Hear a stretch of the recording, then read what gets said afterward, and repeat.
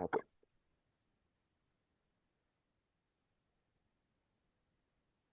Assalamualaikum warahmatullahi wabarakatuh. Selamat siang, pagi, ataupun sore. Sebelumnya, kami dari kelompok 10 ingin mempresentasikan hasil dari pengolahan data kami yang berjudul Penggunaan Energi pada Daerah Kolombia. Adapun anggota kelompok kami yaitu saya sendiri, Gregorius Agung Arisata Wardana. Bisa dilanjut. Selanjutnya saya Absan Gania Mukti. Selanjutnya saya Alvito Fajar Jasono. Selanjutnya saya Yohanes Tirta Samudra. Selanjutnya saya Muhammad Aidin Afirovic. Penggunaan energi pada daerah Kolombia. Nah, data yang kami kumpulkan dari YE ini tuh menyediakan informasi tentang konsumsi daya yang meliputi area, tanggal, munisipalitas, penggunaan, strata, dan konsumsi pelanggan di Departamento de Nariño, Kolombia. Konsumsi daya dan fitur-fitur sosiodemografis tersebut itu diperoleh dari meteran listrik yang dipasang di setiap rumah atau bangunan yang dikelola oleh Centrales Eléctricas de Nariño SAESP Cedenar. Nah, data-data tersebut dikumpulin dari 7 munisipalitas di Nariño, Kolombia. Lalu dari segi business understanding, data ini dapat dimanfaatkan untuk melakukan simulasi dan optimalisasi dalam konteks penghematan energi. Misalnya dengan mengetahui pola konsumsi energi, simulasi kebijakan hemat energi dapat dilakukan untuk mengurangi penggunaan listrik. Nah, selain itu, teknik optimalisasi tersebut dapat diterapkan untuk memaksimalkan distribusi energi yang tentunya lebih efisien berdasarkan pola-pola konsumsi yang telah teridentifikasi melalui cluster analisis atau metode segmentasi lainnya. Nah, berikut adalah 7 wilayah yang dijadikan objek analisis. Pada gambar biru toska ada Barbacoa, hijau ada Magui, coklat ada Roberto Payan, ungu ada El Rosario, pink ada Liva, oranye ada Kumitara, dan coklat muda ada Polikarpa. Nah, berikut adalah tampilan dari hasil pengolahan data dalam bentuk IPNYB kami. Nah, dari sesi pengolahan data tersebut, kami itu dibagi untuk beberapa minggu. Untuk minggu pertama, kami melakukan visualisasi terhadap data yang kami temukan. Nah, ini bisa di-scroll ke bawah dikit. Di sini ada kode untuk membaca tersebut ke bentuk IPNJB melalui Python. Nah, data tersebut itu seperti yang dijelasin tadi itu yang menggunakan apa ya konsumsi daya listrik yang terdaftar di 7 kota utama di dari Kolombia. Untuk periodenya sendiri diambil dari tahun 2010 sampai 2016. Datasetnya terdiri dari 4.423 karakteristik sosiodemografis dan 6 nilai yang diukur terkait konsumsi listrik. Nah, data yang kita temukan ini dapat dimanfaatkan untuk melakukan simulasi. Dan simulasi tersebut juga bisa menyelesaikan permasalahan, yaitu berkaitan dengan konsumsi. Nah, beberapa permasalahan yang kalau misalnya dijelaskan lebih mendetail, adapun bisa memprediksi konsumsi energi, setelah itu bisa mengoptimalisasi pemakaian daya, mengkarakterisasi penggunaan berdasarkan konsumsi energi, deteksi anomali dan pencurian listrik, menentukan kebijakan energi, perencanaan perencanaan infrastruktur energi, prediksi biaya energi, dan perancangan tarif yang lebih efisien. Eh, Kemudian di minggu kedua sendiri, yaitu kami melakukan telah data dari dataset yang kami pilih. Hasil telah data sebagaimana tampak pada layar, yaitu eh, setelah didapatkan visualisasi telah data melalui baris kode def describe include akan ditampilkan hasil telah dari dataset power consumption.cv. Berikut parameter data yang diukur dalam dataset. Yang pertama ada area yang merupakan area geografis yang dikategorikan menjadi dua jenis, yaitu eh, U untuk urban atau perkotaan dan R untuk rural atau pedesaan. Hal ini menandakan apakah konsumsi daya berasal dari daerah perkotaan ataukah pedesaan. Yang kedua ada date atau tanggal, merupakan catatan konsumsi daya yang menunjukkan kapan data konsumsi listrik ini diambil dengan format tahun, bulan, hari. Dan yang ketiga ada municipality yang merupakan nama wilayah atau kota yang menunjukkan lokasi konsumsi daya tersebut seperti Polikarpa, Kombitara, Leipa, dan lain-lain. Yang keempat ada use yang merupakan jenis penggunaan listrik seperti residensial alias atau rumah tangga, komersial, ofisial atau kantor resmi atau pemerintahan. Kemudian ada stratum yang merupakan kategori atau strata sosial ekonomi dari rumah tangga atau pengguna listrik yang diwakili oleh angka. Umumnya strata sosial ini mengelompokkan masyarakat berdasarkan tingkat pendapatan atau kelas sosial yang mempengaruhi tarif listrik yang mereka bayarkan.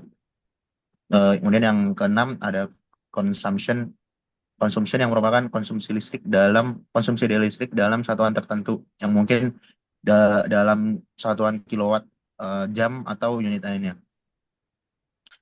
Oke, untuk selanjutnya pada tugas minggu ketiga, kita diminta untuk melakukan visualisasi data dari dataset yang telah kita milih. Nah, kita memiliki beberapa acuan untuk mengambil dataset ini. Yang grafik pertama itu adalah eh, konsumsi energi per kWh dalam rentang waktu antara tahun 2010 dan tahun 2016. Seperti pada grafik di bawah ini. Nah, seperti grafik pada di bawah ini. Ini antara konsumsi energi dan per tahun. Nah, pada grafik ini dapat kita lihat dia tuh akan grafik konsumsi energinya itu memuncak pada tahun 2012 dan akan menurun menurun menurun secara linear pada tahun 2012 sampai 2016. Nah, selanjutnya kita dapat membandingkan eh, data tersebut dengan menggunakan box plot konsumsi energi persatuan stratum wilayah. Nah, penggunaan box plot ini dapat kita gunakan untuk mencari data outlier atau data yang di luar dari data yang normal. Dapat kita lihat pada persebaran data pada box plot ini, itu terdapat beberapa eh, outlier yang mungkin dapat berpengaruh pada ketika kita melakukan machine learning atau deep learning.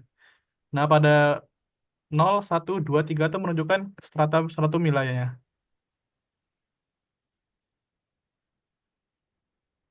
Nah, setelah itu kami juga dapat melakukan visualisasi data dengan menggunakan metode heat map untuk menentukan penggunaan energi persatuan wilayah dan stratumnya.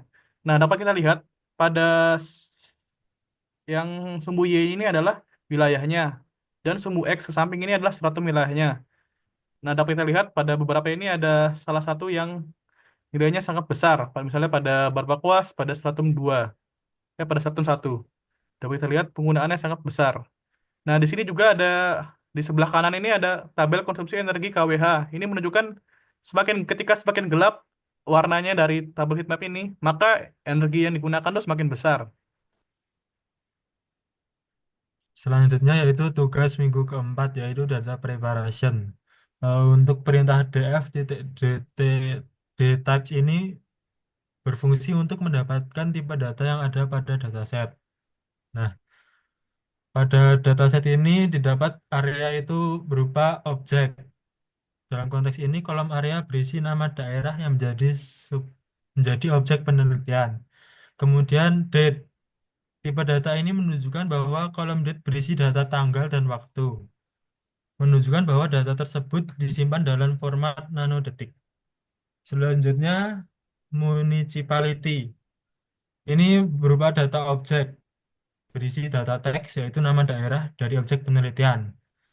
Selanjutnya yaitu use, juga berupa data objek. Ini berisi informasi tentang jenis penggunaan listrik. Selanjutnya, stratum, bertipe data integer 64 bit, menunjukkan bahwa kolom ini berisi angka bulat. Dalam hal ini, angka tersebut dijadikan parameter dari tingkat ekonomi rumah tangga dari pengguna listrik. Nah, selanjutnya yaitu consumption. Consumption sendiri tipe datanya yaitu float 64, menunjukkan bahwa kolom consumption berisi angka desimal yang menunjukkan merujuk pada jumlah konsumsi listrik. Selanjutnya, year. Tipe datanya integer yang menyimpan tahun konsumsi listrik dalam format numerik. Next, yaitu perintah untuk menghasilkan histogram untuk setiap kolom numerik dalam data frame. Bisa dilihat, ini ada histogram date dan stratumnya.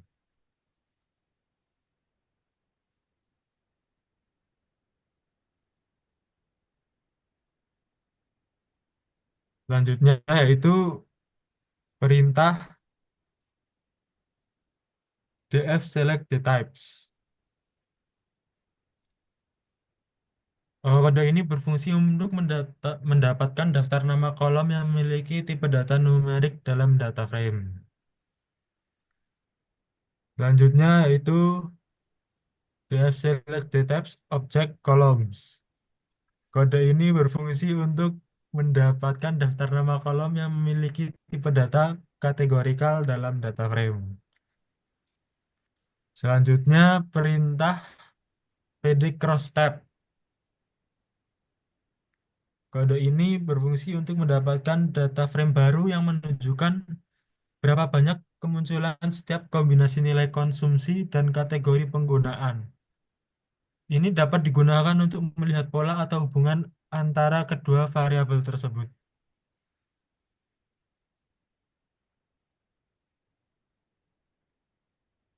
Selanjutnya, df box plot ini digunakan untuk mengecek outliers dalam box plot. Selanjutnya yaitu cek histogram data numerik. Perintah ini digunakan untuk menyediakan alat visual yang berguna untuk menunjukkan distribusi frekuensi dari nilai-nilai dalam suatu kolom. Ya, masih sama. Nah, selanjutnya yaitu processing data. Untuk df.is0.sum ini akan menghasilkan output yang menunjukkan jumlah nilai yang hilang untuk setiap kolom dalam data frame. Pada kolom ini ditunjukkan data sudah terselesaikan karena menunjukkan nilai 0 pada setiap kolomnya, setiap barisnya. Selanjutnya, normalisasi data. Kode ini bertujuan untuk melakukan normalisasi pada data konsumsi dengan menggunakan transformasi logaritmik yang dapat membantu mengurangi keanehan dan membuat data lebih mendekati distribusi normal. Selanjutnya, menyatukan consumption dan stratum import. Kode ini digunakan untuk menggabungkan nilai dari kolom stratum dan consumption menjadi satu kolom yang disebut total consumption. Selanjutnya, df describe digunakan untuk membuat ringkasan dari dataset yang kita miliki. Dan untuk yang terakhir, df shapes digunakan untuk mengidentifikasi dimensi dari dataset yang ada. Untuk penugasan minggu ketujuh, kami melakukan penerapan AI atau machine learning.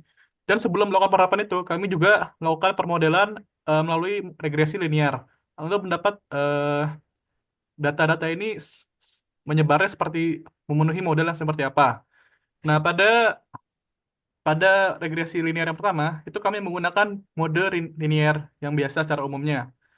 Nah, dengan pada data ini, waktu itu kami ubah dari date menuju ke waktu biasa seperti T sama dengan 1, T sama dengan 2, T sama 3, agar datanya dapat continue. Nah, seperti data yang kita lihat pada gambar di bawah ini, itu nilai R square-nya menunjukkan nilai yang tidak baik. Dapat terlihat yang ini adalah konsumsi dan waktu pada stratum 1 dari semua wilayah yang ada.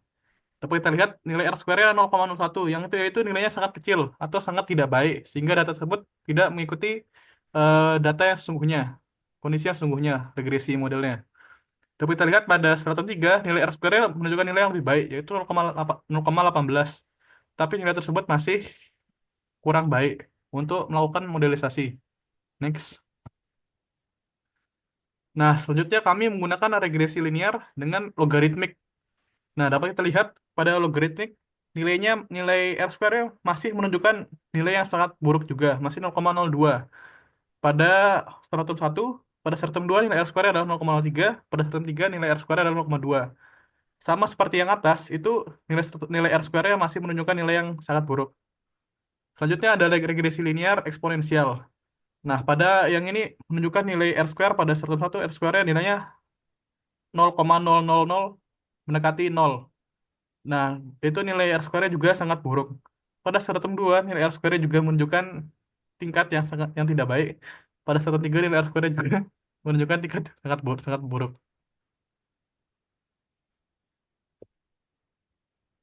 Nah, selanjutnya untuk melanjutkan tugas ke aplikasi AI, kami memodelkan dataset yang kami punya ke tiga bentuk model olah data.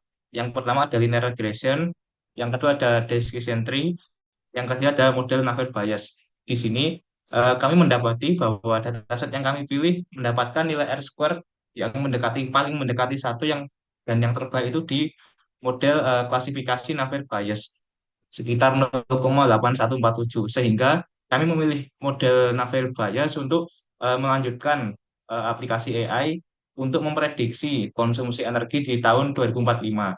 Kenapa kami memilih 2045? Karena kami ikut slogan pemerintah yaitu Indonesia akan menjadi Indonesia Emas di tahun 2045.